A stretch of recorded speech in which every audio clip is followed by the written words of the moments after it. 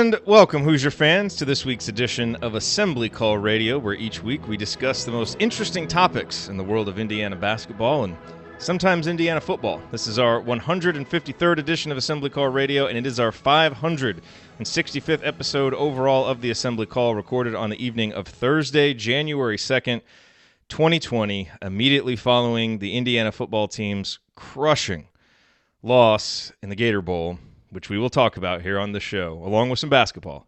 I'm your host, Jerod Morris. And let's begin this edition of the Assembly Call how we begin every edition of the Assembly Call, and that is with our Hoosier Proud banner moment. And Indiana is the national champion. When it comes down, Indiana will be champion. Smart takes the shot. The Hoosiers have won the national championship.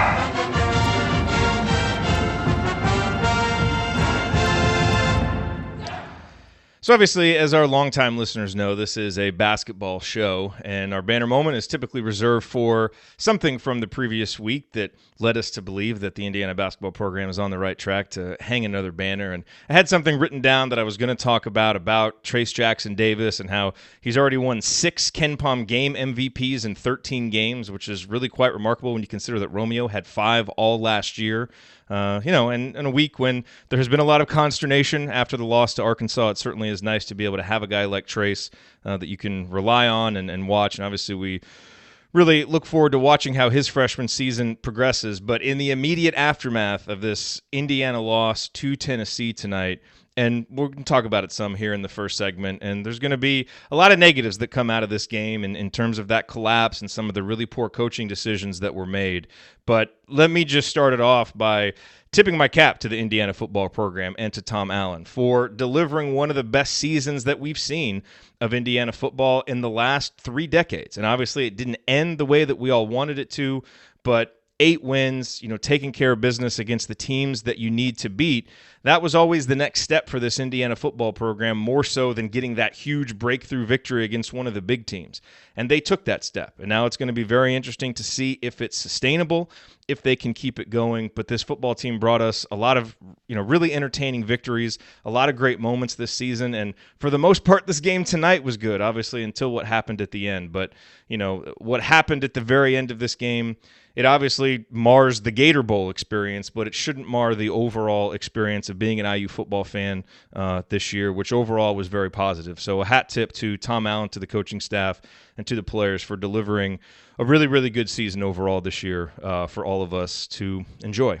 All right, let me now introduce my esteemed co-host for this week's show. Ryan is off tonight, most likely walking the beach in San Diego and contemplating how he now lives in a world in which Indiana football appears to be on more solid short-term footing than USC football. But to my left, he is the Jim Harbaugh of Girls Youth Sports Coaching in Cincinnati, the president emeritus of the Robert Johnson Fan Club, and the man who made being a bracketologist cool again. Andy Bottoms, the nation's most accomplished bracketologist. Andy, what is your bottoms line? Andy is not here. Okay. So there we go. Andy is not here. He's having problems with Zoom. I did not notice that, but now I do. So to my right, the man who is here, the man who is always here. He remembers the days when a movie cost $1. Heaven help you if you ever decide to pop your collar. Play hard, but remember, fake hustle is a crime. He's the coach and it's Tonsoni time. Okay. He is the coach, Brian Tonsoni. Coach, what's on your mind? I'm trying to find words to speak after losing that lead in the fourth quarter in the fashion that Indiana football, being a fan since 1985, it's been tough to watch a long drought of good football. And I'm going to focus on the word, Jerod, process. And I think process for Indiana football is being in 3 bowls in 5 years, getting a coach that whether you like the rah-rah, which I don't, or you like the recruiting, which I do, but I do like the team chemistry that he builds and the fact that the players are buying in. I think Tom Allen's doing a great job for Indiana football, despite some of the obvious mistakes that were made tonight with timeouts and onside kick coverage and things of that nature. So I would say once you get over the hurt, think of the word process, and that covers basketball as well. If you want to do things right, it often takes time. And that's hard when you're a fan and in today's social media world where everyone's talking and you want instant gratification. But in order to build things, you got to get old and stay old in football, and you got to get old and stay old in basketball. And that generally takes 2, 3, 4, 5 years to get there. And I know people would disagree with that somewhat on patience, but I'm trying to have patience and say good things tonight as opposed to what I'm really feeling deep down in my gut watching that and having games like that happen over and over and over again to Indiana football. 8-5 in a big-time bowl on a Thursday night, competing very, very well. Proud of the program. I'm going to be ready to get that bar back out late August next year or early September and go tailgate. And already have tickets at Wisconsin. Maybe in the next 20 minutes. Who knows? Yeah. So, yeah. Well, it is out down here, and it was, used tonight. So please take what I say with a grain of salt. But process. I think we as fans need to take deep breaths and understand process in both of the big main programs for Indiana University. Andy, were you really that offended that I called you the Jim Harbaugh of Girls U sports coaching in Cincinnati, that you had to just drop off and leave me hanging there? I would argue there's some others that you've put in that intro in the past that would have been the last straw before Harbaugh. All right, Andy, your bottoms line on what is a difficult night for Indiana sports fans. Everybody, you're kind of waiting for the worst to happen, I think, as an IU football fan. And no matter what happens, you're like, well, yep. You're up 13. Is the missed extra point going to come back to haunt you? And it always sits in the back of your mind. I think that always sits in the back of the players' minds to a certain extent. And it just seemed like once things started to roll downhill, it really got away from them. They couldn't, they couldn't recover. They gave up those couple underneath passes when they were playing a little bit too soft too early and gave up, a couple dump offs to running back, got 25, 30 yards and really gave Tennessee some momentum. And Tennessee adjusted kind of the flip side. They did the same thing with IU on that last drive, really reset after the throw to Westbrook and got it done. So it's one of those where you always try to, I think we tend to try on here and from a basketball perspective to put things in some kind of perspective and not completely wipe away the joy that a season may have brought to fans and people like that. So I guess that's what I'll try to do here. This has been a pretty fun IU football season, given how it started out, what the expectations were. And as coach said, you can really start to spin that forward and paint yourself a positive picture as you move forward with this coaching staff. Flip side of that is, you've seen special teams issues at times. And that was one of the things, not the only thing that did them in. Some of the clock management things that were not new to tonight's game are disheartening. And you just have to hope at some point that you learn from those kinds of things and you see adjustments made in those areas in the future. So a bummer of a way to end what has been a really fun IU football season, which is more than what you can say about a ton of recent IU football seasons. So I guess you can see it whichever way you want, but in the immediate aftermath, it's really hard to look at the positive. But I guess I would encourage people to say, did have an 8-win team, which was something that had not been done in quite some time, and hopefully that bowl win is the next step, and hopefully that comes next year, given the way things are headed. But it does not make it any easier to look back at a game that IU really had and gave away. Not all that different from a basketball game against a different SEC opponent from over the weekend. Just had to mention that. It did feel somewhat similar, unfortunately. All right, this week on Assembly Call Radio, we're going to talk a little bit more about the bowl game here in segment number 1. We know that you don't come to us for our football insight, but we just want to get it out of our system since it's right after the game, and then we will turn our attention to basketball with a quick look ahead to Saturday's game against Maryland, and then have some fun with some all-decade questions that we will dive into. All of that coming on this week's edition of Assembly Call Radio. First, let's talk a little bit about tickets. As you know, you have a lot of options when it comes to where you get your sports tickets. And this is not an industry that is known for its growth and innovation or for being customer friendly. But with millions of live event tickets and a price match guarantee, SeatGeek proves that there is a better way. SeatGeek built the fastest way to find tickets so that you can stop searching for the perfect seat and instead start enjoying it. For tonight's game, that perfect seat would have been next to the Tennessee fan who went nuts in the fourth quarter that everybody was tweeting. Oh, if you only got to sit next to that guy. But look at the App Store. SeatGeek has over 50,000 5-star reviews, and the reason is because they deliver a better process for buying tickets. SeatGeek pulls together millions of tickets from all over the web, and they rate each deal on a scale of 1 to 10 with a color-coded system to show the value. Green dots mean good deals, red dots are overpriced, and then SeatGeek displays the tickets on an interactive seat map so you can see right where they are, and every purchase is fully guaranteed, so you can shop for tickets with confidence. I have the SeatGeek app on my phone. It's by far the fastest and easiest way to find tickets, and so if you want tickets to any upcoming Indiana basketball game, home or away, go to SeatGeek because they have them all listed there, and you will find the best deal that you will get anywhere. Can a brother get some coupons? Yes. Best of all, SeatGeek will give you $10 off your first SeatGeek purchase. All you need to do is use our promo code. So download the SeatGeek app today and use the promo code ASSEMBLY for $10 off your first purchase. That's promo code ASSEMBLY for $10 off your first purchase. All right. So, a few lingering thoughts about this game. And, I saw this mentioned in the chat by a couple of people, Coach. But, it's for some reason, it feels especially disappointing when you feel like the players really went out there and put forth a winning effort. And when it really feels like you can trace a 1-point loss. Yeah, you can trace it to missing an extra point. That's fine. But it really felt like some of the coaching decisions took a win off the table. Whether it was the really poor clock management at the end of the first half. I sent you guys the text message. My mom was texting me about that for 20 minutes, angrily. And I think she kind of summed up how everybody felt. It was just such a boneheaded decision with 8 seconds left, to let 5 seconds run off the clock. You don't give yourself a chance to try and score there, and you just settle for a field goal.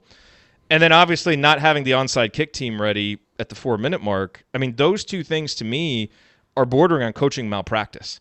And those were huge, huge plays in this game that if they go the other way with just what you would kind of call just normal judgment, to me, I think Indiana wins this game. And so that I thought Indiana's players played so hard. I thought, in the beginning of the game, Tennessee was just dominating Indiana. I mean, running up and down the field, the defense bent but didn't break. They stayed tough. I thought the offense, despite some early struggles, found their way. Kalen DeBoer made some great adjustments.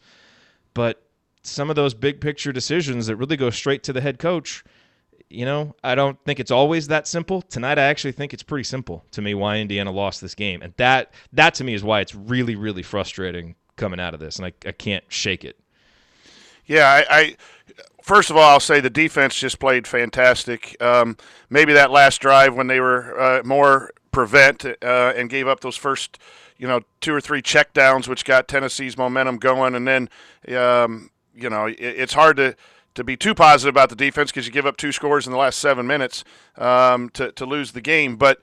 I thought that defense kept them in it. Their ability in the red zone. Exactly. Game was, if you would have told me that Tennessee scores 23 points, I'd say Indiana wins. Yeah. That's what they were averaging scoring. That's what we were averaging giving up. And I thought the offense did all right. I thought they had trouble with the speed of the defensive backs and the line and strength of the line in the first half, and I thought Kalen DeBoer made some really nice adjustments in the second half with using Ramsey more of a wildcat situation, of matching up numbers. So I thought that was good. But yes, and again, I'm always pro coach, but I'm screaming at the TV with 8 seconds to go. As soon as Ramsey crosses the first down, that has to be a timeout. And then to not tell Ramsey to go up and spike it, you took 5 seconds to spike it. If you wanted to spike it, it should have been at 7 seconds, and you still could have run a play. That is just, you've got to think 2 or 3 plays ahead or have people on your staff thinking 2 or 3 plays ahead. And I don't know if that's on Allen or that was on DeBoer, but that you've got to be thinking ahead there with 1 timeout left, and then you take a timeout at 3 seconds once the clock was stopped. That to me was really bad. That goes on Allen. I mean, yeah, maybe he has a guy that's supposed to be in charge of it to help him, but the buck for game management stops with him. Because your best case scenario on that is, you know how the clock operators can be. Like 2 seconds to snap it and spike it is probably your best case scenario. So best case, you got 6 seconds, which you probably have time to take a quick shot, but at that point, it doesn't really matter. Your play is gonna be to the end zone, so take the timeout. That that timeout for that is nothing, because if you threw something underneath and the guy runs around and gets tackled, the clock's going to have run out while he's running around anyway. And even if you just wanted to kick the field goal, take the timeout. You got 8 seconds. A bad snap, you can spike the bad snap. There's just no defense for not taking that and spiking at 3. And I was just Mrs. Tonsoni was down here, and I'm shouting at the TV in language that I shouldn't use around Mrs. Tonsoni, and so that's bad right there. But and then as long as you weren't shouting at her, because she no, I was shouting at the TV. But I do think that the kickoff thing at the end, I think that's bad too. But with 3 timeouts Tennessee had, I think that was really a better decision by Pruitt. But I think you still have to tell the guys to be ready for it and prepared and put a few more guys up, even if you thought they were going to kick off normally. They looked to me like they had their normal kickoff team there. And then you add a missed extra point, and I know Justice had a good year. But, man, the special teams coach and those timeouts, just not good coaching.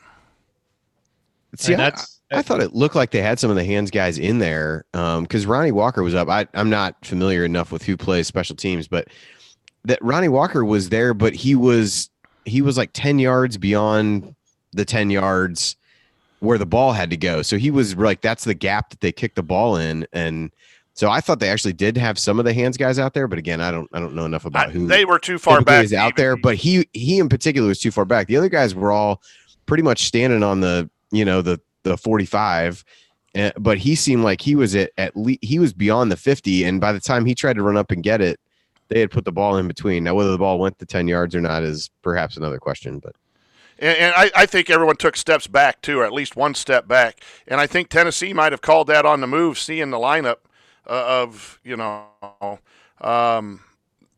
gutsy call there, but yeah, that and then Aaron mentioned in the chat too, but the timeouts used throughout the second half to save plays, and then there was a time also after a field goal where the kickoff, we get a delay of game, and I that might have been in the first half, and Alan's yelling that can't happen. Well, yeah, it can't. Then don't let it happen. Those are things that I think have kept Indiana from making that next step in the football program, and that's just a point of improvement this year, is that game management.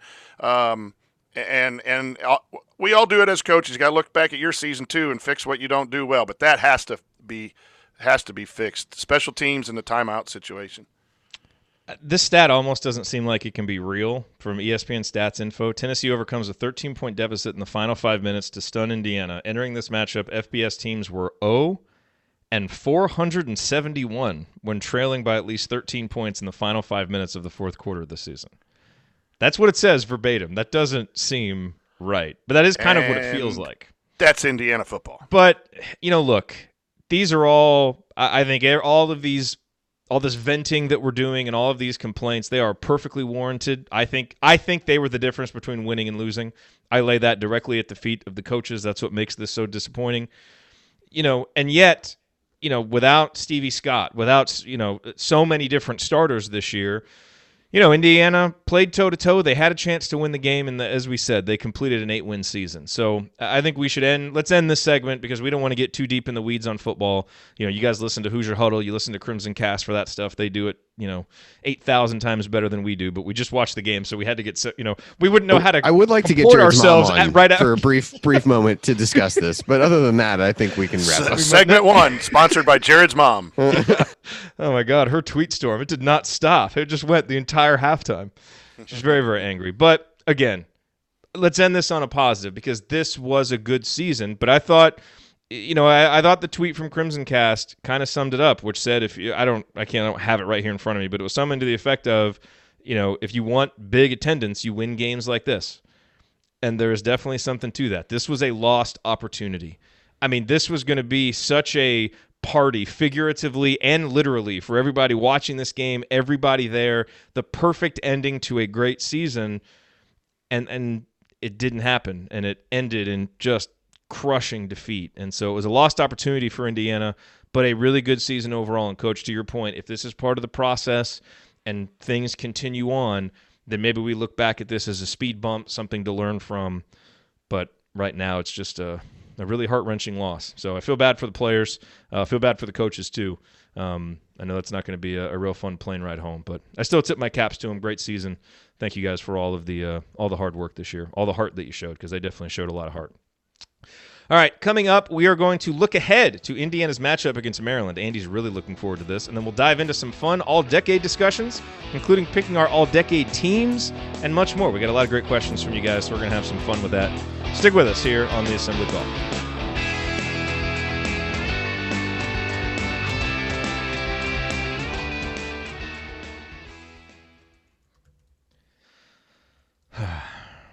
All right, so I do have to share one thing with you.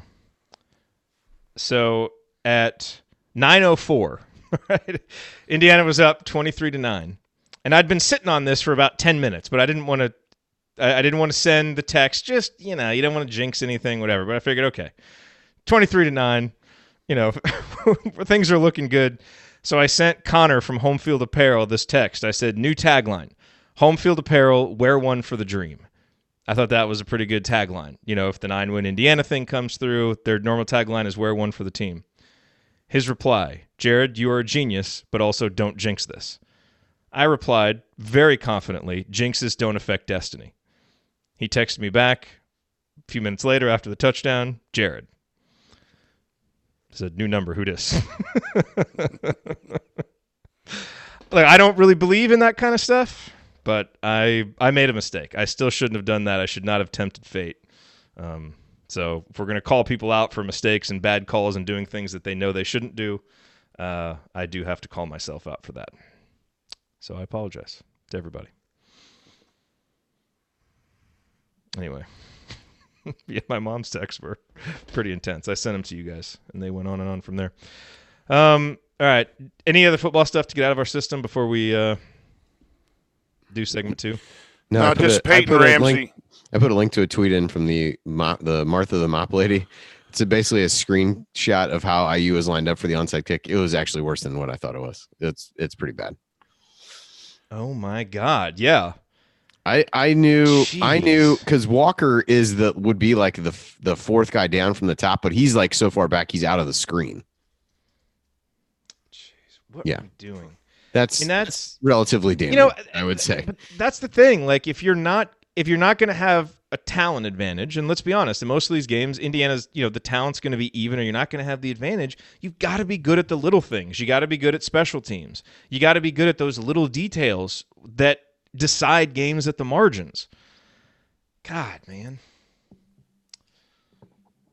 Yeah, only 4 guys up. What were you going to say about Ramsey, Coach? That's frustrating. I was just going to say, there's no doubt that Michael Penix is a great talent and that we all were rooting for him. But what a great year that Ramsey had in helping us win the games that we needed to win. And competing in this game in Michigan State is Michael Penix, but in other games. And the next step for IU is keep winning those games that you're expected to win and pull off some games against the biggies. And if that is, then maybe football is sustainable. I think next year is important to go back as soon as possible.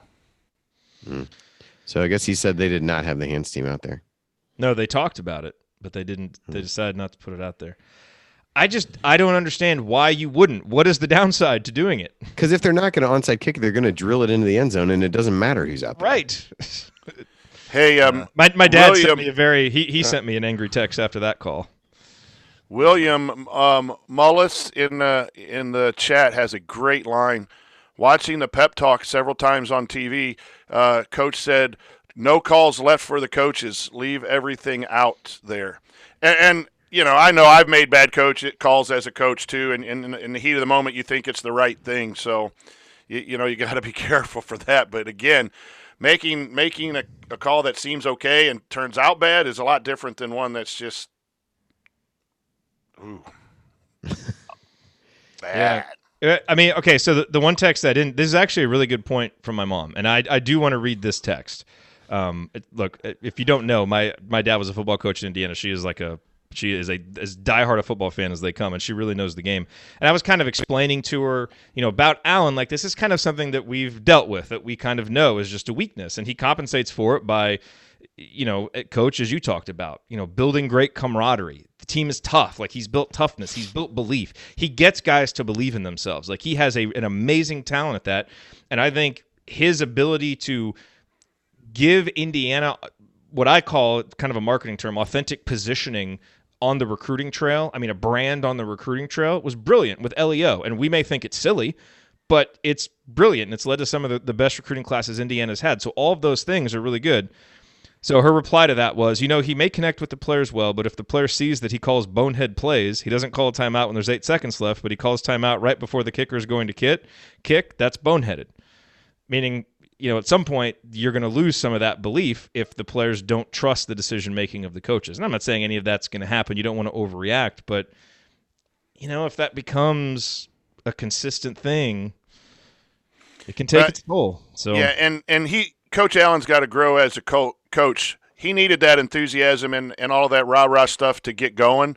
But sometimes, and I've been there as a coach too, when you're very emotional and you're very energetic, your mind is not as clear as when you're calm and thinking about the game. And if there was a criticism that I had, and part of the reason that I haven't been a huge fan of him is because he's in the rah-rah stage, and a lot of young coaches. He's not young, but he's as an experienced coach. He's in his third year as being a head coach. You are in that rah-rah stage of doing everything, being a motivator, being a cheerleader. What you need to do is be the strategist. And sometimes on the sideline, if you get caught up, I see him running up and down, and we all love when he jumps onto players. But you got the next play call that needs to happen. And it's a part of maturing as a coach that we all go through. And I think we're just experiencing that maturity with him that you see some other coaches have learned that lesson at Delaware or at Youngstown State before they've moved on to the Big Ten. He's learning that lesson at the Big Ten. Doesn't make it right necessarily, but he's got to be better focused on game management and less rah-rah once the game starts for me. Yeah, and we all love him as a person, obviously, and really root for him. And I want him to succeed, and I'm impressed with the job he's done. He's, 5 wins, 8 wins at Indiana? I mean, that's as much success as anyone's had in 3 years. But now you get to that 8 wins, and now you start looking, how are we going to take the next step? These are some of the ways, and this could create a ceiling for Indiana football if it doesn't get better. So, man, I tell you, that's why we're harping on it. The chat mob's on fire tonight. Brian Toohey says, too, I remember a coach who lost all his momentum once the players saw through the rah-rah stuff, and I think that's more towards the basketball side of things if I'm reading Brian's. That is how you're a champion. Yeah, I was thinking the exact same thing, that some of the things you were describing about like what was needed at a certain time to kind of galvanize people and get people excited was not what was needed eventually. And that's why this is such a missed opportunity, because we shouldn't be talking. This shouldn't be the subject at the end of a bowl game that you were winning by 13 points with 5 minutes left. Even if those issues were still be there under the surface, this is not what we should be talking about. We should be celebrating a great season. So damn. You dumbass. Okay, let's move on. Hey, quit playing that. My wife's going to record it and have it on her phone every time she walks by me. She doesn't cuss, but she can use my own words back towards me. Okay. All right. Let's do this. Andy, you ready to talk a little IU Maryland? Because you were jazzed about it when we talked about it before the – let's keep that short though, because the all decade stuff is the fun stuff. So we'll have some fun there. All right, you ready? Yep. Here we go.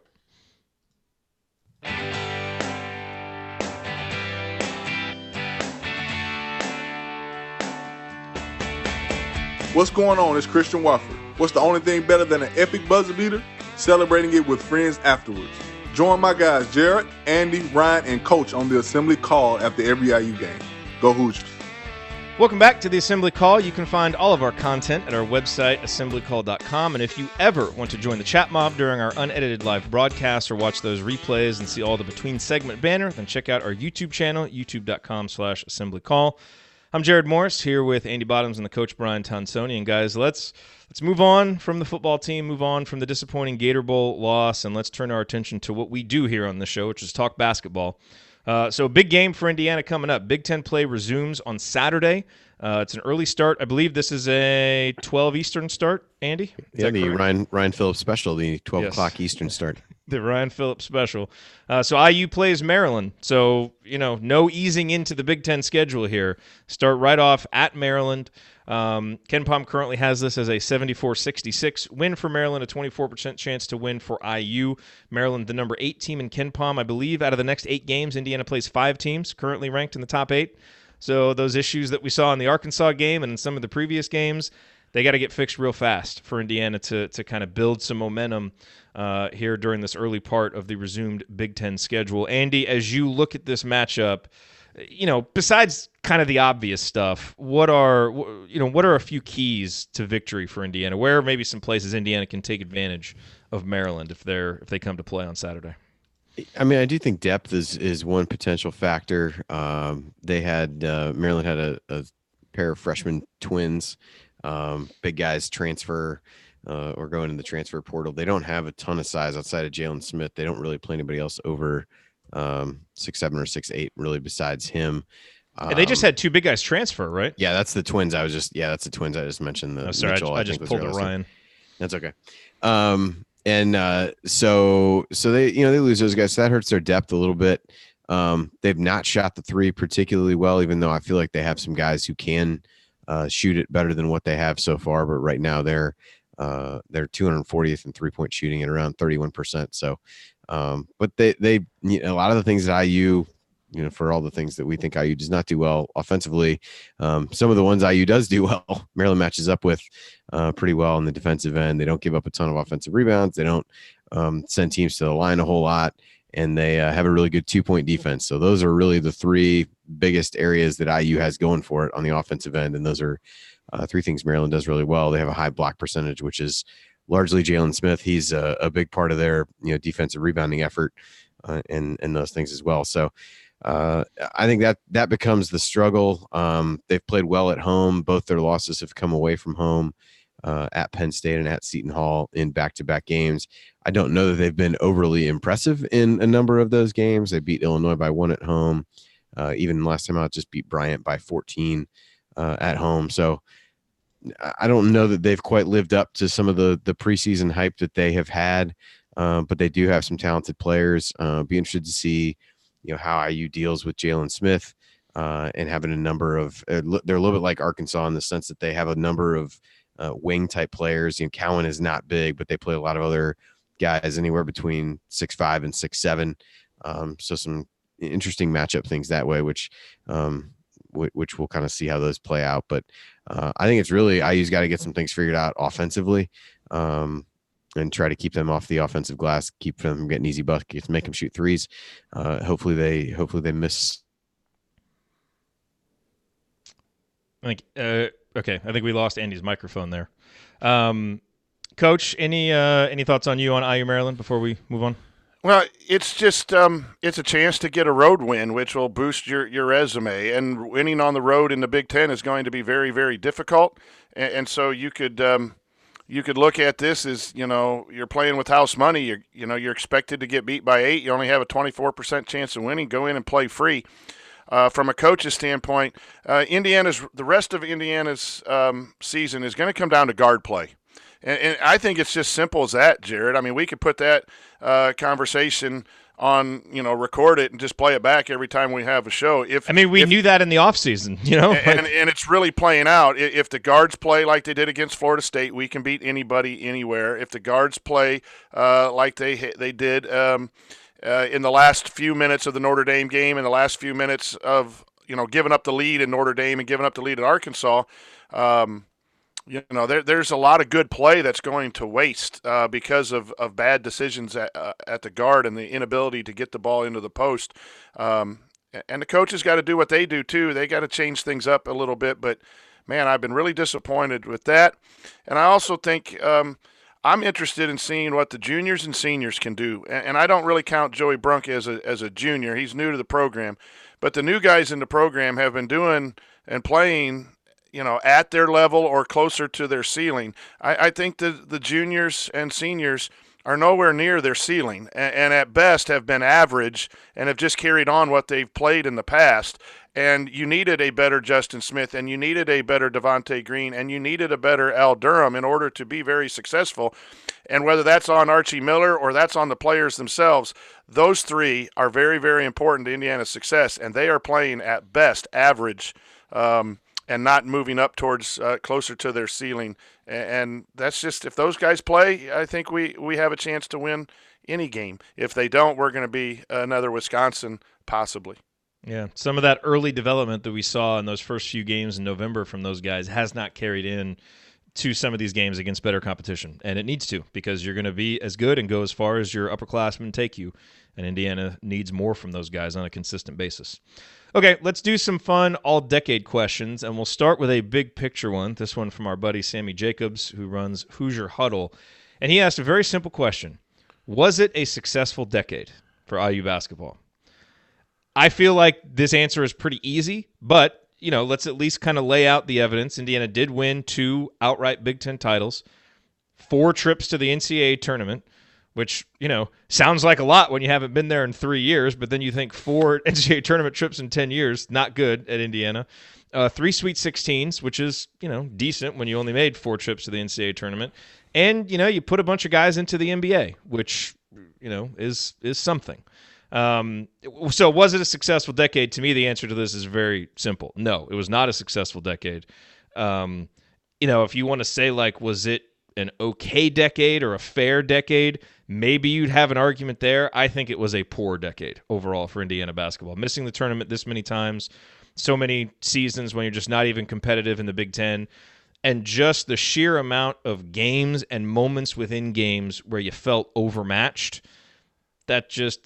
I don't feel like that's what Indiana basketball should be. And so I think this was a very poor decade overall, with some great moments, don't get me wrong, some tremendous highs, but the consistency just wasn't there. And the highs weren't high enough to compensate for that. So my answer is an emphatic no on was it a successful decade. Coach, what do you say?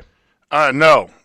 If it's Indiana basketball, the only thing that is 2 Big Ten titles. I think if you have 2 or more Big Ten titles in a decade, that's acceptable.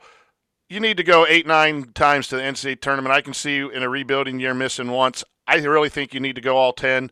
The Sweet 16s were nice and fun. For me, putting guys in the NBA, I know you guys like the league. I could care less. It's about Indiana on the jersey. It's I was just trying to find another bullet point. Yeah. No, but a lot of people see that as successful, and it is. It's nice. You are helping guys achieve their dreams. Yeah, I do think that's something. As a coach, you want your guys to go on and do well in the future. But for me, it's Indiana, and don't play that clip from Coach Crean. I won't. Okay, yep, don't. But it's Indiana, and we win, and we got to win on a regular basis. So no, it was not a successful decade. And you make a good point about the Big Ten titles. 2 outright Big Ten titles in 10 years with how good the league is, that's pretty good. But not when it's compared with all the other seasons you're like 7th or worse. If you're winning 2 Big Ten titles and you're maybe finishing top 4, in 6 or 7 of the other years, that's where it should be. But just, my goodness, the roller coaster. That just isn't acceptable. Andy, let's cross our fingers. Do we have you? Yes. Well, yes. For now, until whatever is going on with my computer crops up again. Much like the decade of IU basketball, inconsistent performance from what Zoom thinks my default microphone and output is. But no, I would agree with you guys. I think it's the lack of consistency, and there it goes. Well, we still have you. Hear me now? Okay. Yes. So let's move on. Again, that was a pretty simple answer, I think. Let's do all-decade team. Coach, did you guys do this last week on Assembly Call Radio? Did you guys give your all-decade teams? We did not. We thought it would be more of a full segment than just an answer on mailbag. Okay, well, we can at least devote about 10 minutes to it here, depending on how much we want to. So, again, for any of these all-decade questions, and I should actually, before we begin this, because this was actually a question from our buddy Jay, and, of course, that question has now been branded as the mediocre question, and we have new theme music. So let's introduce this question in the proper way. Here we go. It's not that good. question. Jay, I don't think he's here in the chat mob. I think he is drowning his sorrows with a very high-priced craft beer somewhere. But this was his question. So the all-decade team. Now, the reason this question is mediocre is I don't believe he gave us criteria for it. So because there's a lot of different ways you could do this, like who are the most accomplished players. The way that I like to look at it is, if they were assembling a Big Ten all-star team of players from this decade to play against an IU team, what's our best lineup to put out there? So I thought about it in terms of a starting 5 and 3 bench guys. Like, what is the rotation that you're putting in this tournament? So, Coach, here's the direction I went. Please pick this apart when I'm done. My starting 5 was Yogi, Victor, and Romeo as your ball handlers, OG, and Cody Zeller. That's my starting 5. And then off the bench, I've got Thomas Bryant so that you can get a floor spacing big man if you want him. Jordan Hulls. I really had trouble at the guard spot because I think Blackman would be a great option because of his shooting, but I could not pass up Jordan Hull's leadership and some of those intangibles that I think you would need on a team like this. So I ultimately went with him, plus he's an amazing shooter. And then for my last spot, it was down between Juwan Morgan and Christian Watford, and I went with Christian because of the shooting. Because now all 3 guys off your bench can shoot. And so you can, and was an underrated defensive player, especially later in his career. So that's my 8. You can certainly make some arguments for some other guys, but that's who I went with, premium on shooting.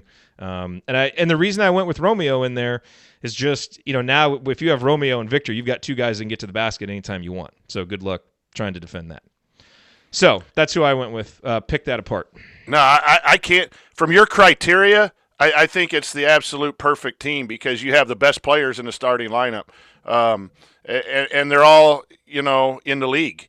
So if you're putting together a team to go compete against someone else, you put your 5 pros out there, and then on the bench you have Thomas Bryant, and then you have other guys that were good players in Watford and Hulls. The only one that I could maybe say needs to be in there if you're only going to settle with 8 and not add a 9th is Juwan Morgan, for his ability to play multiple positions and just his all-out hustle that I think, but I don't know who you replace him for. If you're going to put Morgan in, you'd have to take Watford out. You'd have to take Watford out, and I just think that would be really tough to do. So, no, with your criteria, I think that's an absolute great all-decade team. Andy, did you hear my team? I see it in the run sheet. I did not hear your criteria that Coach referenced, but. Everything here is terrible. IU football has broken my computer. It's broken my heart. It's broken me personally, and now it has broken my electronics. So the criteria was if Stephen Bardo was putting together a Big Ten All-Star team from the past decade, and we had to then put together our Indiana All-Star team to face that crew. So you actually, the lineup needs to fit together. It's not just based on achievement. Who would you pick? What would be your? The Stephen Bardo element of this is alarming because I think you could assemble nearly anyone to beat a team coached by him, but that's neither here nor there. I thought the guys that you had listed would probably make the most sense to me just in terms of forming an actual lineup. And yeah, the only guys that I laid out a few additional options in the sheet, but yeah, I think the only potential would really be to take Watford and replace him with a guy like Juwan, who from a size perspective is relatively similar, maybe a bit more versatile. But I think when you really look at how Watford evolved over the course of his time at IU, he was a good rebounder, solid defender, and obviously an incredible shooter. Obviously could make important shots. So now I don't know that there's too much to argue about there. I think, OG is probably the one people would look at, and you look at him now, you look at the flashes of moments that he had, and you wish that you saw more of him at IU. The injury limited our ability to really see what all else he could do. But I think when you look physically at what he could do and how you could play him alongside the other guys, I think that would make sense. And it doesn't necessarily, I guess theoretically you could sub Watford for him in a starting lineup in that scenario, but that would really be the only other option that you could go with from a lineup perspective. I thought about that too. See, now we need Ryan here to tell us why Race Thompson should be on the all-decade team already. He's got him penciled into the for the next decade already. So we're good. He does. Ryan's team would be, let's see, Race Thompson would be on there. Max Bielfeldt would definitely be on there. Will Sheehy, I'm sure, would make his way on there. Ryan always liked Troy, I think, more than anybody. I think he'd have Troy Williams on there. So, Ryan would have been the he would have had. We need to bring back Andy's substitution report or whatever playing time report, because after Ryan and I went back and forth on Race and everyone that be subbed out, I went back and watched the games and found that there were a few subs in the last 6 minutes. But by the way, if you haven't gone to the YouTube video for the IU Arkansas game, it must have been shared in some Arkansas message board or by some Arkansas tweeter, because it is just filled with comments from Arkansas people calling Ryan out for talking down about Arkansas, and people are calling Ryan out for saying that Race Thompson should be in there. Someone called him a tool. It's funny when you see the opposing fans come in and take over your comment section. They handled it with the class that you would have expected. What other criteria for decade team would we use if it wasn't just for the all-star team that you're putting together? Contribution? Yeah, achievement, to where, your backcourt is probably Yogi, Jordan Hulls, and Victor Oladipo. Yep. Now you have the question of, okay, Zeller only played 2 years. Does Juwan Morgan get in the starting lineup because he played for 4 years? That now Watford is undoubtedly a starter if you're right. doing it that way. So that, but I don't think that's as fun a way to look at it, because now you're just kind of looking at numbers and lining up some of that stuff. Compiling it at that point. Yeah, that's why I like looking at it more in terms of impact and how would these players fit together, and that's what's fun about this, because you really start to think how is this guy going to fit with different lineups? How malleable is this guy to playing with other good players? And that's what to me is so impressive about Jordan Hulls. Is to me he has to I could not take him off of this team, even though he's not in the NBA, but he produced for a reason, and I think some of those reasons might have been intangible, but but if you look at it, not an accumulation of stats necessarily, but what they meant for the Indiana basketball program. And you would lose some guys like Romeo and OG who were hurt and didn't play and then went on and were great in the NBA. You would, but Indiana doesn't win one of those Big Ten titles without OG.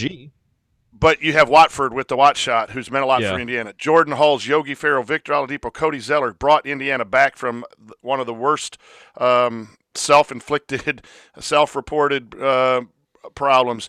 You would then Verdell Jones has an argument at that point. Then you have Verdell Jones for staying through there. Juwan Morgan for staying through 4 years. You have a guy like Troy Williams, 3 years, who played and went on. So Robert Johnson for bridging the gap between eras. Yeah, and I think when we're at a time where a lot of us want Indiana basketball back to where we supposedly believe Indiana basketball is back, is good offense, good defense, Indiana recruits, all of those guys.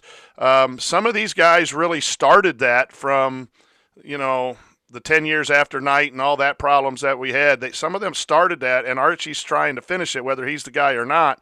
I think there's a lot of guys that represent what we want. And I don't want to take anything away from the Romeos or the OGs or the guys who only came and didn't play, but I think that's what the decade probably will be remembered by if we can get back soon. Yeah, no, it's a good point. All right, coming up in our third and final segment, we're going to answer some more of your fun all-decade questions, including the best and worst losses, the best shooter of the decade, and the best achievements other than being ranked number one. All of those and more. Stick with us here on the Assembly Call.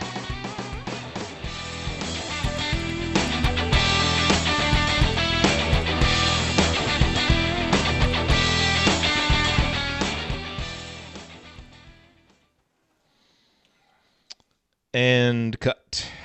Okay. So we'll see how many of these we can get through. Damn it, it's getting late, so we won't belabor it too long for you, Andy. Okay, over there on the East Coast. Anything else? Any other football stuff come out? Not really. I think I saw something where Coach took the blame for the onside, not having the hands team out. Yeah. seems reasonable. I love Taiwan Mullen, by the way. I love that guy. Yeah, he's going to be good. It's hard to believe he's only a freshman. He's a good tackler for a corner. Okay, so I'm going to throw out a player comp that is probably ridiculous. It's actually a cross-sport player comp, but it's the guy that I keep there's a guy that I keep thinking about when I watch him, and it's because of, his ability and some of the raw talent that you see as a young guy, but also just kind of the belief and the confidence that borders on cockiness that sometimes a program like Indiana needs. He reminds me a little bit of Victor Oladipo in that way, like what Victor kind of was early on, where you kind of see a guy who comes into a program that hasn't been winning much, but he just brings his own level of confidence and swagger that sometimes you need. Now I don't think he's going to ultimately be that level of player because Victor was the best player in the country, but he's a really talented guy, and he was a. See, and that's where Tom Allen is really good because he identified that in Taiwan Mullen and put the total full court press on him. Not that he was a 4-star recruit, so it's not like it wasn't obvious. But he landed that guy to come here, and that to me is a program changing type recruit because of the mentality that he has. It's important to get guys like that at Indiana. So, I know it's probably sacrilege to compare someone to Victor, but that's just the vibe I get from him. Any other IU player's been compared to him, so at least you're trying to break new ground to compare a football player to him as opposed to every new basketball recruit. So. Every athletic wing who shows a pulse as a freshman, can he make a leap like Victor did? Yes. All right, so here's a little bit. Invariably, the answer to that question has been no. Yes. For our chat mob, and Andy, you probably have seen this at something, but I was a little bit surprised. Indiana has fallen in the net rankings after the Arkansas loss, which is a little disturbing. They're down in 51 yesterday, right? Yeah, 51. But two nuggets from a bracketologist that you need to watch. They are a combined 4-2 in quads 1 and 2, which is better than a lot of teams 30 on down that are going to be bubble type teams. So if they happen to go 500, they're going to be in those two categories, hopefully good. But the most interesting thing is their non-conference strength of schedule based on net is 59, which shocked me. What? Last year it was over, I think, 200 or something. It is 59. Now that can change if Connecticut loses all the rest of their games and some of those things. But right now, according to the net non-conference strength of schedule, which comes out NCAA.com sheet, it's 59, which, again, is something that when you start worrying about bubble teams, those teams 100 or better generally might get a little bit of a boost if they're compared to someone who's got 250 or something like that. And the number of teams that have over 150 non-conference strength of schedule that would be in the tournament are remarkable if we named them off. So a couple of things while we've been in depression mode since Arkansas that might keep us a little bit happy going forward. We're a well-adjusted fan base. Well, along those same lines, if you look at the remaining games, so I don't even know how many actual games are left, but, well, I guess there's 16? No, 18? Yeah, 18. There's 18 left. There's one in quad 4, which is home against Northwestern. This is as of today. Strength schedule as of today is 61st non-con. So there's one quad 4, which is Northwestern. They're 177. One quad 3, which is at Nebraska, who is 178. One quad 2, which is Purdue at home, which is 44th, which leaves the other 15, if I'm looking at this correctly, in quad 1. Get healthy, Rob. Get healthy. Yeah, there's 15. Now, they won't all stay there, but pretty staggering that by within the next Nebraska game is the 18th of January. So within the next 16 days or 16, 17 days from now, they won't have any quad 3 or quad 4 games left. And there's the way it looks now, like no other game is even at risk of pushing into one of those because everybody else is in the top 50. Yep. Okay. Now, ideally, win some of the games is the important part. The opportunities are there. We'll win some of them. See how many. Get healthy, get better. All right. Let's do this. We've got about 9 minutes here for this, and then we'll just hit whatever we have afterwards. Okay, here we go.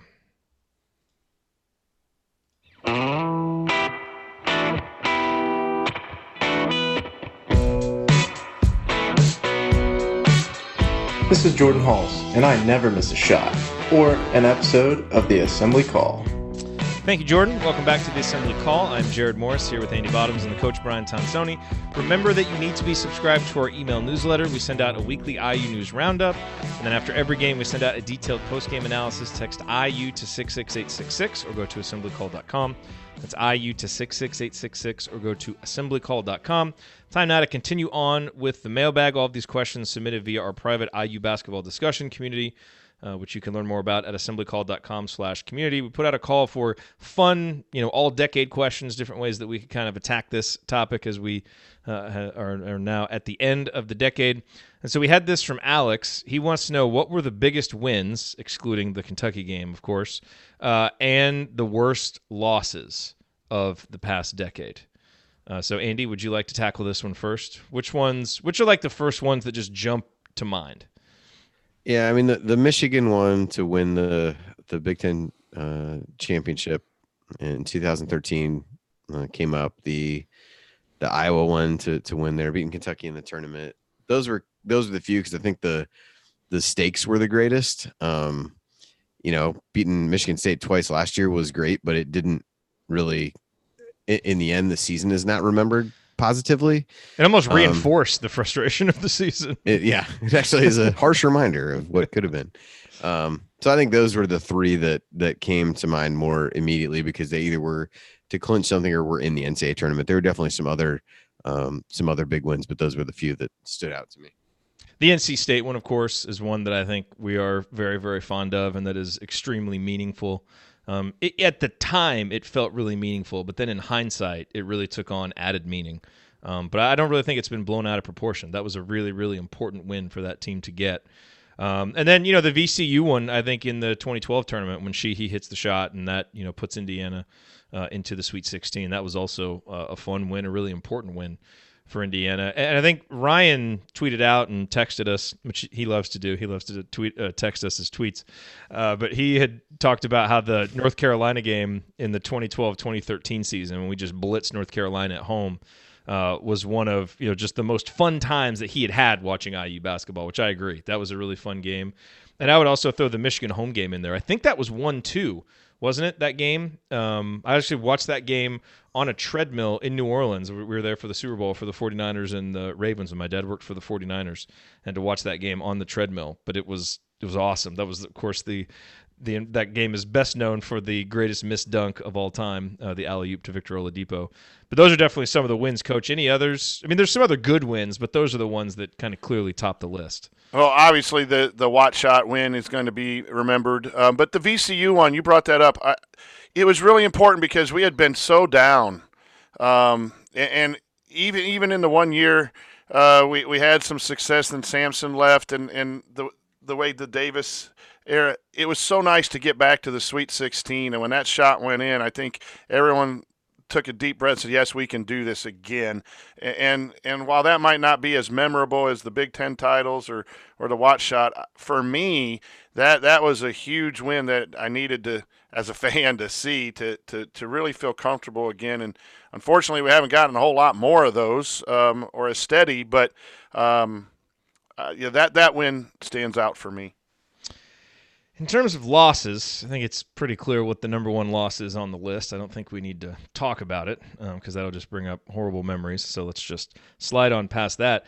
But that was the one that came up first. But then the two that came up next, I don't really know what this means, but the Indiana State and Fort Wayne losses in the first season of Archie's era were the next ones that came up. And I don't think that they were, the stakes weren't the highest for those, but they certainly just felt devastating.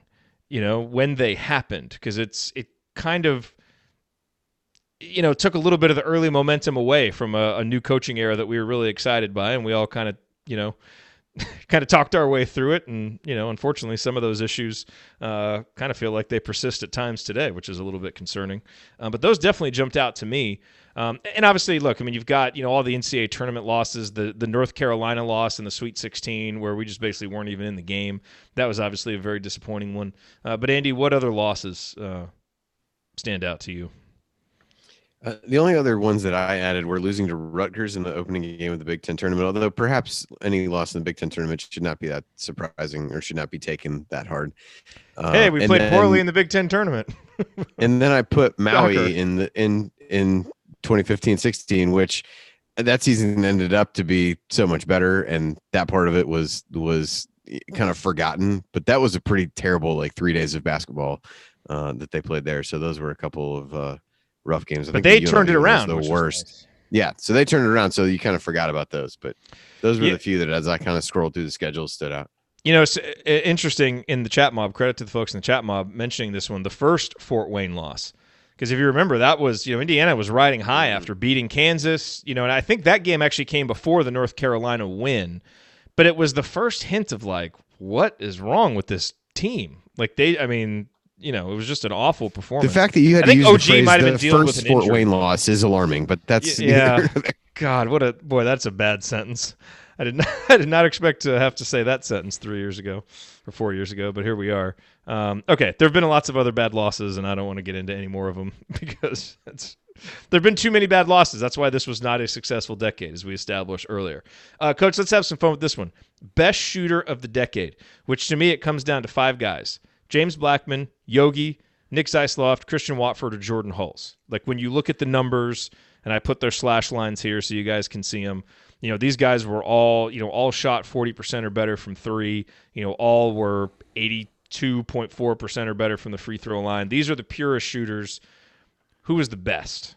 If your life depended on a guy making a shot, there's different criteria that you could use for this. Man, I like them all. I'm going to have to say James Blackman. That's all he wanted to do, and so that's all he did is shoot, and he did it really well. The other guys had to play some defense and run some offense, and so they might have been off a game or two. But what a list there. You can't, who would you replace Blackman with? I'd probably go down to Hulse, just because he and maybe should be number one with his numbers. I'd go Hulse number one. The free throw that's who I would take. Consistency. Although Jordan had some slumps actually, so he had some pretty bad slumps at times. But I would go Jordan. I feel like I would just trust him more. Yeah. And look, James hit some big shots. Remember that shot he hit against Penn State? He checked Blackman. He checked Blackman. Yeah. He was open as soon as he crossed half court. He was probably. The best individual shot was Yogi's pull-up three. That was just deadly, an incredible shot. And I think James was probably the most fun guy to watch shoot. He just had such a beautiful release and could really get a three-pointer off pretty much anytime he wanted it because he was he's so tall. And Watford deserves some mention there too. As good of a trailing three-point shooter as you're going to see in that high release, and obviously he made some memorable ones. But I would ultimately go with Hulse as the best shooter. But fortunately there have been a lot of guys. Unfortunately, those guys are all in the past, and we need to get some guys on the current roster because we don't have anybody really that would even approach that conversation. That's disappointing. Andy, we got about 20 seconds left. Do you want to have the final word on this topic? Hulse was the one that I would have picked. I think from a free throw shooting perspective, and even when you see what he's really gone on to shoot as he's played overseas, that's continued to. I feel like he's even gotten better. Some of the stats that you see thrown out there, so it would be Hulse for me. Yeah. Okay. That's it. We're done. No more questions. That is going to do it for us on this week's edition of the Assembly Call. If you want to see us do the show live, join us at assemblycall.com on Thursday nights for the live broadcast of our Assembly Call radio recording. And don't forget to go to assemblycall.com or text IU to 66866 to join our free email newsletter. Special thanks to Bob Thompson for producing most of the music that you hear on the show, including the new Mediocre Question of the Week theme. And thank you for listening. We will talk to you Saturday after IU Maryland. Until then, take it from me, Yogi Ferrell. Keep your elbows in and your eyes on the rim. And go Hoosiers. Thank everybody for coming out. All right, I got to get out of here, folks. Thank you. Okay. And cut. There were a couple more real quick that we can hit. Bill said best program achievement after being ranked number 1, or other than being ranked number 1 in the national polls during the Tom Crean era. The 2 outright Big Ten titles, obviously, are at the top of the list there. I mean, anytime you can win the Big Ten outright.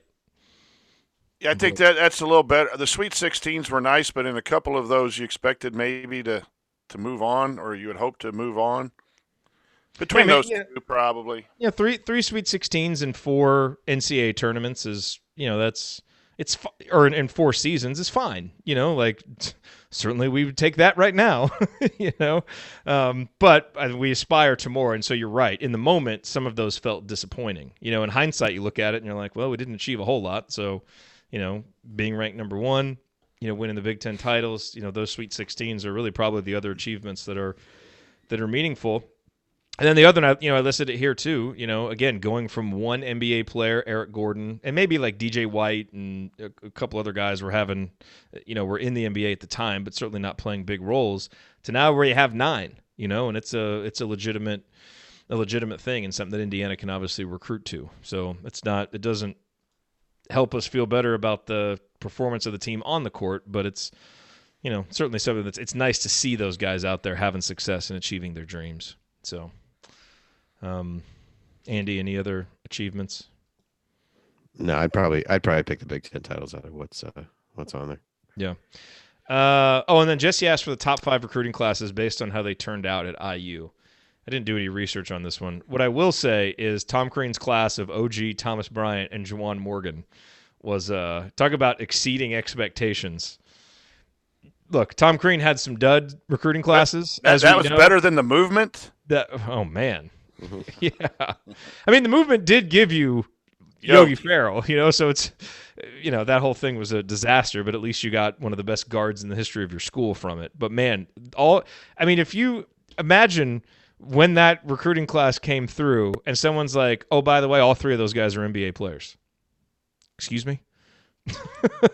And they are. And that's a bet you'd have taken for sure. And they had huge impact at Indiana, and they're all guys who are incredibly easy to root for. That class was, look, the Oladipo Sheehy class, in terms of beating expectations, that one would have an argument too, just because of how amazing Victor was, and how good of a player Sheehy was too. And obviously the Hulls, Watford, Elston, Maurice Creek class, that was a really good class too. And the Noah Vonleh class probably fell short of expectations, and so Indiana didn't really capitalize on that 2013 season with the recruiting class that came in. But the 2 that definitely just shattered expectations was were the Sheila Depot class and then the Bryant Morgan OG class. Fantastic recruiting classes. And the jury's out kind of on Archie's recruiting classes. We'll have to see how those turn out. Anything else, fellas? No. I was looking for it. I need to get some rest.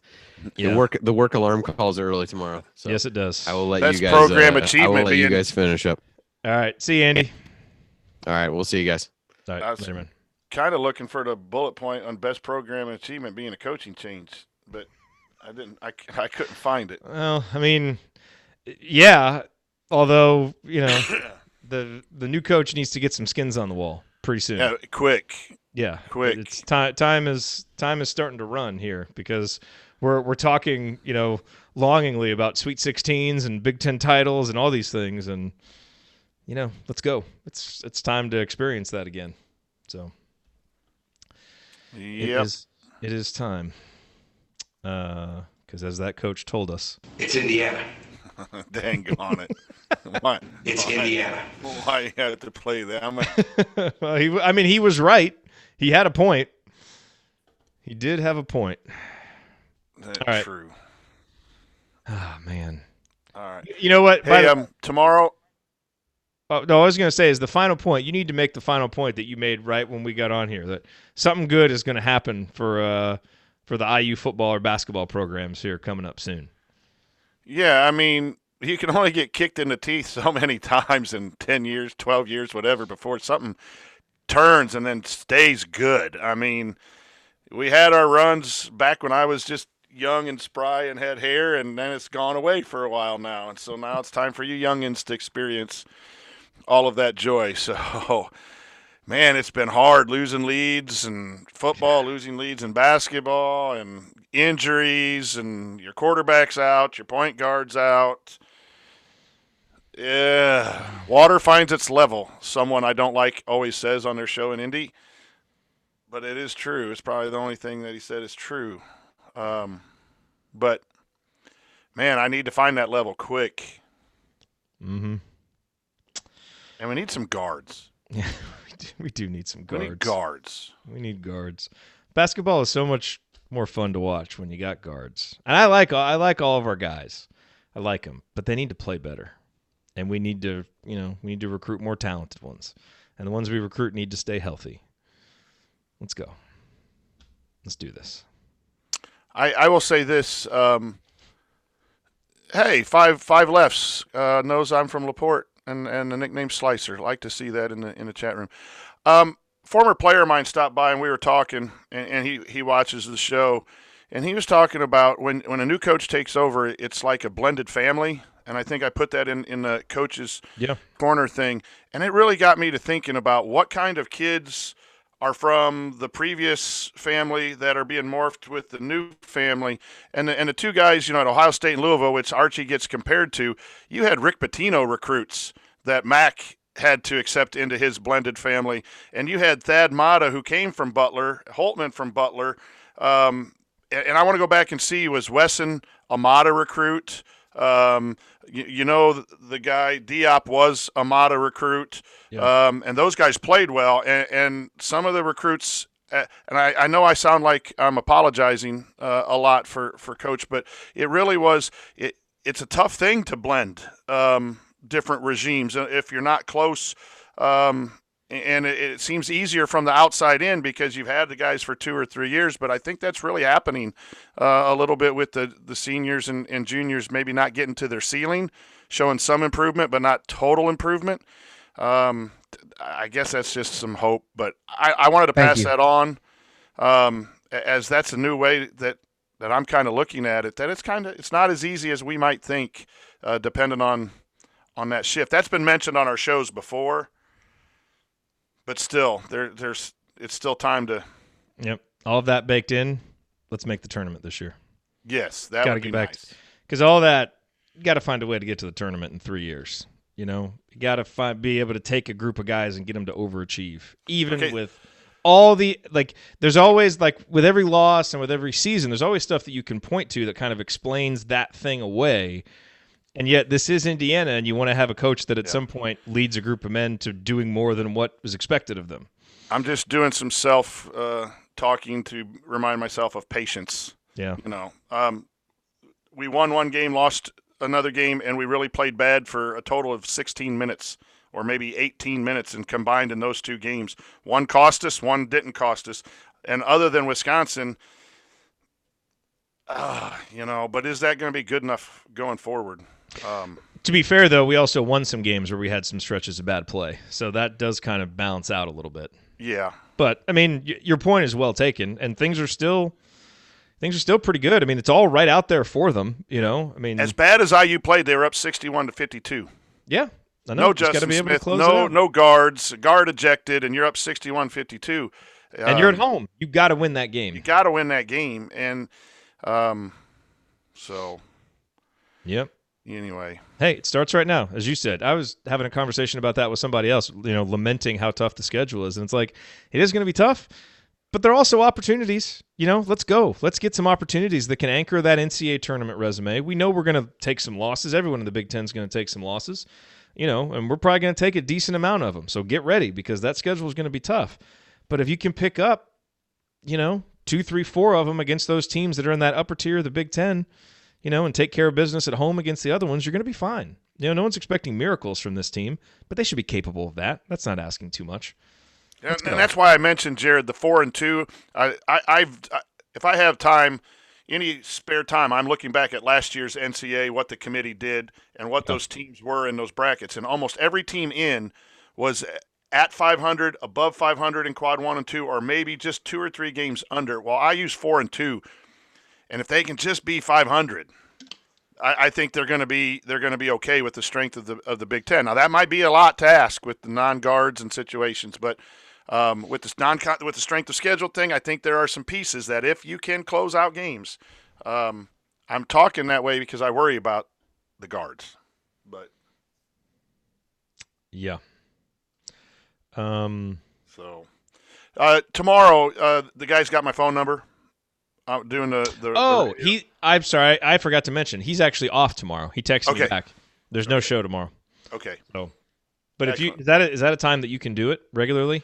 If I'm not regularly, but I'm still on Christmas break, so I don't have school tomorrow. So I was going to fill in for you. No, thanks. Yeah, thanks for doing that. But he's off, so it's all good. Okay. Boy, I'm yawning already. All right. You don't have to drive anywhere to steal Wi-Fi, right?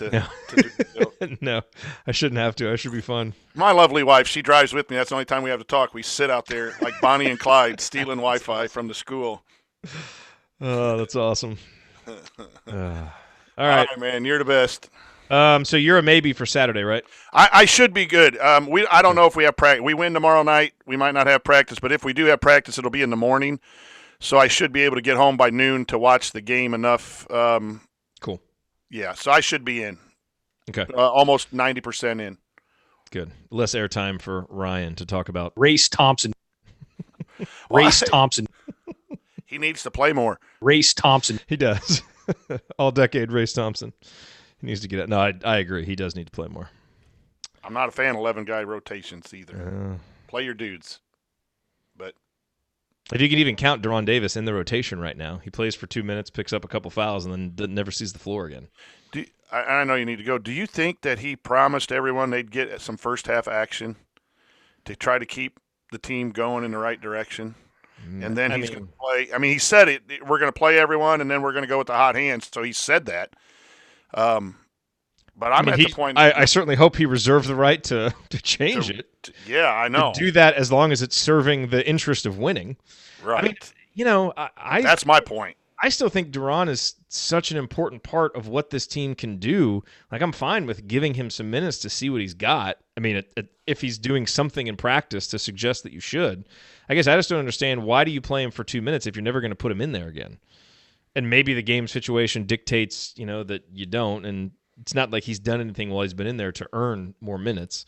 So I guess I'm answering my own question. But it just almost seems like even those 2 minutes in the first half are a waste. Why not give them to Race or Joey if that's all you're going to give him? I don't know. But at the same time, I still think he's an important player down the stretch for this team. So I don't want to see him totally eliminated from the rotation, because to me, if you get what you thought you were going to get from Deron against Arkansas, you win that game, because you can put him in there and get a couple buckets, or get an open 3-pointer late because of the skills that he showed last year when he was healthy. But he is not that guy right now. Right. And I think this team really needs that guy. But, it's not there. Thank goodness for Trace, man, because so much of the stuff we talked about in the offseason that needed to happen for this team has not happened. And the one thing we didn't really talk about a lot was Trace being awesome. And he's been awesome. So thank goodness for that. Yep. No pressure, young man. Well, you got to have someone who gets him the ball. Yeah, no. I mean, you had a 6'6" guy on him. Throw the ball up, let him jump up, pogo stick, get it, and come down and score. Okay, so that was one question that I had. It looked like there were times when he had that advantage, and it's like I swear it looked like the guard saw it, but they just didn't want to throw what was kind of a risky pass. But at some point, don't you just is that a lack of skill as passers? Is that them being too afraid to make a mistake? Because it felt like there were some opportunities. Post feeding is very, very difficult, because you've got to handle the pressure that's on you. You've got to read the post defender, and you got to read the help. It's a lot easier to make a wing entry pass or a pass to the elbow in the pinch post.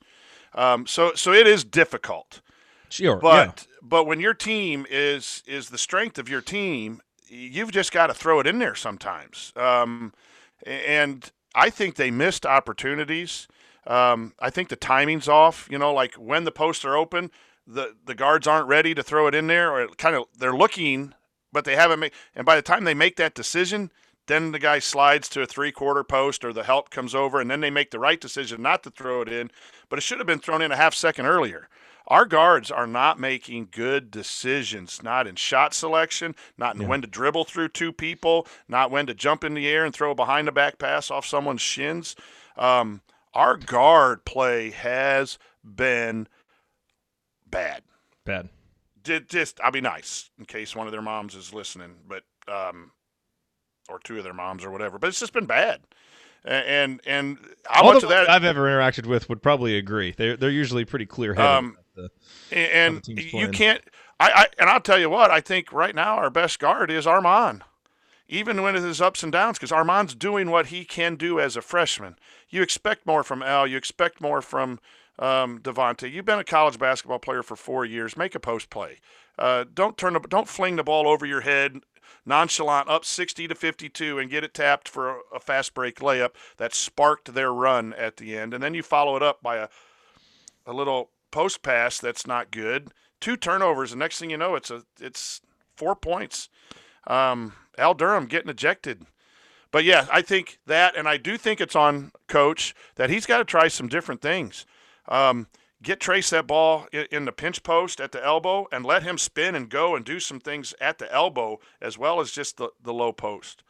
The thing that fans and we forget is that 61-52 and he's got 20 points. There was a lot of good actions that the coach called to get him the ball. And the guards did a lot of good things to get him the ball. Some of it's rebounding. But I think he needs to come up with a couple more sets. He tried 3 or 4. But he needs to come up with something different in different locations now because teams are just fronting and heavy help side on the backside and then pressuring the ball. And that's what Notre Dame did to get back in. That's what Arkansas did to get back in. And once that's on tape, it's going to happen. And Archie knows that. It is the most difficult thing, I'll tell you, Jerod, is a team that can't shoot. To coach a team that can't shoot. It just makes everything harder. It limits your creativity because the floor's not stretched. We had that situation with our high school team last year, and somehow we eked out 13 wins. This year we spent a lot of time shooting, and we got a sophomore that can shoot a little bit, and we still haven't shot it extremely well. That's why we haven't won the games against better competition yet. We're sitting at 5-4. But, you know – yeah, you want Archie to do different things, but if guards can't dribble and guards can't pass and guards can't shoot, kind of limits you. But it's his fault for not having better guards. He's been there 3 years. He's got to go get guards. For having 2 open scholarships and not being able to find a ball. Grad transfer, something. I mean, Proctor is at Purdue. That's at least playing something. And I'm a big Archie fan. That would be my complaint. Is more the recruiting than the strategy than anything else because it's about the Jimmies and the Joes. I mean, Arkansas had 2 guards that just went off. They didn't do any offense. Dribble, pull up from 28 feet, cash.